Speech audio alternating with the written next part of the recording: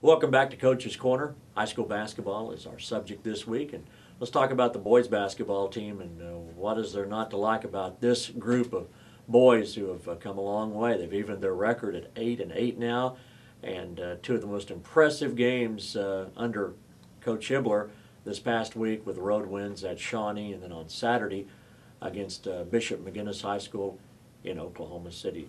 Coach, I know you're quick to give the credit to the kids, but what a great preparation and what a great performance in both Tuesday and Saturday's ball games for your team. Well, the kids have done a great job of carrying out the game plans in both games. And my assistant coaches have done a really good job with the input and ideas about what we needed to do to win. We sat down a week ago going into this stretch after the Enid game where we didn't play very well, and talked about the fact that if we didn't get things stepped up, we might be looking at an 0-6 stretch here with the level of competition that was coming in. And after that Enid game, it wasn't real encouraging. We're getting ready to go on the road to play a Shawnee team who is just extremely athletic and talented. Then we got another road game against Bishop McGuinness, who's number 3 in 5A with 2 Division I signees, and we're going to their place to play. The lights weren't really bright as the week began, but we did some great things in practice. The kids really did a great job of listening and absorbing what we needed to do to give ourselves a chance to win, and then they did a great job of executing the game plan. The players were brutally honest after the McGuinness game. They said, we didn't win the game on Saturday night. They said we won the game by the way we practiced. And it can be a cliche, but if you practice good and you practice well, you give yourself a much better chance. And obviously this group of boys believing in themselves now too. Well, we preach to them all the time that games are won and lost on Monday, Wednesday, and Thursday, the days that we're on the practice floor and in the preparation. And if you take care of the preparation, the games tend to take care of themselves. And this group has really bought into what we're telling them, and they've accepted their roles. Each one of them has a little different role as of what we need from them each night when we step out on the floor, and especially in the big games. We have to have our scorers score, our defenders defend, and our guys that are our best rebounders rebound the basketball and things. And each one of them is filling that role to an unbelievable level right now. And oftentimes overlooked is our kids that don't necessarily play a lot on Tuesday and Friday nights, but our kids that are on the JV team, their contributions are immeasurable with what they do in practice to allow ourselves to prepare for the varsity game later that night. And down the road, that's going to pay off for those young kids, because soon they'll be stepping on the varsity floor, and they will have been through and seen what the varsity players are doing right now. So it's an invaluable teaching tool for those young men also. And I couldn't be more proud of our kids 1 through 13. On Tuesday, Ponca City went to Shawnee and beat the Shawnee Wolves 73-66. Great win. I promise you that is a tough place to go play and a very good ball club. But you called the Saturday night win against McGuinness probably since you've been at Ponca City, you use the term signature victory. Great effort. Just going to that place and winning, that'd be like going to Tulsa, Washington, or to Jinx or Union or Midwest City. There are just some places that don't lose. Bishop McGuinness never loses at home, so that was a signature win for your basketball program. The season's not over, but you're playing really well at an important time of the year. Well, that McGuinness is one of those elite teams in Oklahoma. They're perennially good. They produce some great players. Terrence Crawford, who played at OSU, Jonathan Blewett, who played at ORU. Those are two of their most recent ones. And they got a young man named Joe Edmonds that's headed to San Francisco University, as well as Matt Christian, who's also headed to San Francisco University, 6'8", 6'5", respectively.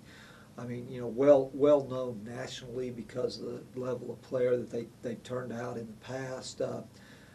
I guess the last great one was a young man, Daniel Orton, who went to Kentucky and is now playing in the NBA for the Sacramento Kings, I think. He's come out of that high school. So a tremendous challenge for our kids as we boarded the bus to go down there. And, you know, you just, in those types of situations, you just hope you can hang around and keep it close and give yourselves a chance to win in the fourth quarter. And, you know, our kids had the lead going into the fourth quarter, though it wasn't much. It was 30-28 going into the fourth quarter. And, you know, we were able to keep McGinnis at bay the entire fourth quarter. I mean, we had some kids step up. We hit just huge shot after huge shot there in the fourth quarter. You know, I guess probably the most telling thing was, you know, right there at the end of the game, in the last minute, we were 10 of 10 from the free throw line, and McGinnis just never could get over the hump and get back in the game. Ponca led from the opening second. They never trailed in that basketball game, which again is remarkable. Coach, what was the mood after the ball game? Because we all saw the excitement, but when you get back on that bus, that becomes player-coach time. What was the mood of the team as they came back to Ponca City? Well, you know, the kids were really, really happy. I mean, what a great win for them to beat the number 3 team in Class 5A, the state of Oklahoma, on their home floor. You know, they feel really good about themselves now and the things that they're doing and things, and their confidence is growing. I mean, they're learning, you know, as a group, you know, what we need to do to be able to give ourselves a chance to be successful. You know, getting the ball to the right guys to shoot the ball at the time, and you know what our jobs are defensively. I mean, Derek Ewing was unbelievable the last 2 games on Shawnee's best player and on the Edmonds kid. I mean, both of them. The Shawnee kid we put him on is about 6'3", 6'4". Joe Edmonds is 6'5". Derek's about 5'7". And, you know, a tremendous task for him to shut them down, especially the kid going D1, and Derek stepped up and did it. Jake Didlake and Cole Nemo combined. Cole Nemo gave us 10 huge points, 2 free throws there at the end when they thought they could foul him and keep it out of our best free throw shooter's hands to keep him at bay. They did a great job on Matt Christensen inside. I mean, the kid's 6'9", 6'10", you know, looks like a 35-year-old man, plays like a man, and to hold him to 10 points, just, you know, an outstanding job. And then, you know, our 2 guards together, Brent Wilson and Cole Hibler, gave us 15 and 20 points respectively to, you know, to help us in the scoring column and the number of assists that they had. Both of them had 3 assists on the night. Brent contributed 10 rebounds on the game. I mean, just a tremendous effort by a complete group of kids. And, you know, now as coaches, you know, by the time we got done eating at the restaurant and we started home, my thoughts have already turned to Stillwater, who we got coming up this Friday. So, you know, the kids got Sunday, and they'll have the day. We're not going to practice since we have a 4-day practice week or 3-day practice week before we play. Give them a day off, let them have some rest and enjoy the win over Bishop McGinnis. But as coaches, I mean, we've already started on our Stillwater stuff as we try to get ready for Friday night's game. You know, everything just fell into place. You know, we had great practices on Thursday and Friday before we played.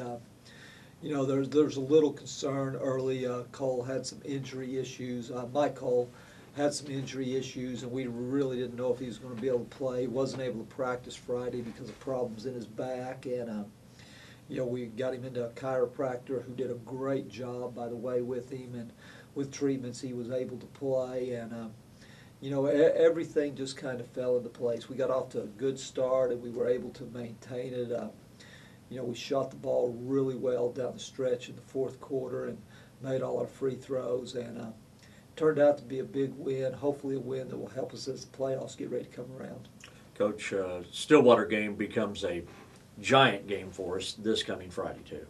Huge game. This will be the final game before the rankings go in.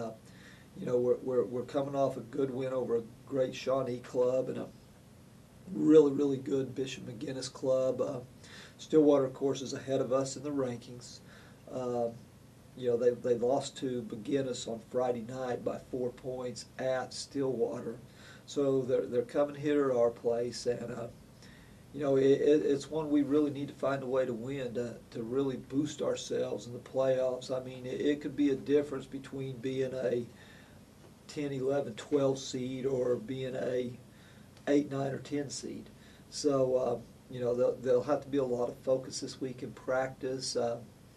You know, we'll continue to work on the game plan and try to get us in the best position to give ourselves a chance to win. But you know, ultimately it will come down Friday night. I mean, kids will have to make plays. I mean, we'll have to make defensive plays. We'll have to make shots, take care of the basketball and rebound the basketball. But you know, I think if we continue to play like we've been playing the last 2 games, you know, we'll give ourselves an opportunity to be there in the fourth quarter and, you know, find a way to win. I mean, I feel really comfortable, you know, towards the end of close ball games because, you know, we can put 4 kids on the floor. They're shooting nearly 70% from the free throw line, and you know, throughout the year, I mean, in our close ball games we've been in, I mean, they've been pretty money at the free throw line, and you know, that's a good feeling as a coach. Absolutely. That you know you're going to make those free throws when you have to make them.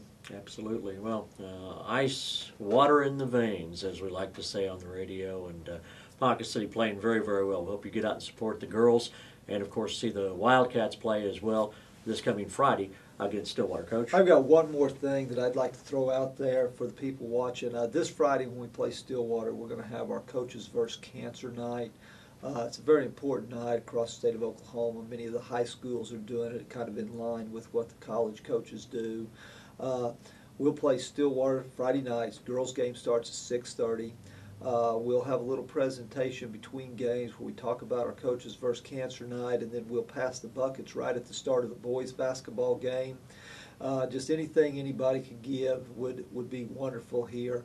We're trying to do our small part to help in the battle against this dreaded disease. And, you know, as we all know all too well, cancer has affected each and every one of us in some way or another. And if we can help eradicate this terrible disease from society, and, you know, just any little part can help. You know, the great thing about our Coaches vs. Cancer event here in Oklahoma is all the money collected through our high schools across the state of Oklahoma, that money stays right here in Oklahoma to help with research in the fight against cancer and to help families that are dealing with loved ones that have cancer, maybe have extended hospital stays or have to have hospice or things in the house. You know, it's a way for us to give back to the people of Oklahoma for the support that they give us and help in a fight against a disease that you know, we need to find a cure for. So if everybody could come out and support that, we're playing our biggest rival, Stillwater, and we've got a great cause going on that night, and we'd like to see everybody in the bleachers. Absolutely, Coach. Great words. Appreciate it very much. Coach Alan Hibler on this week's edition of Coach's Corner.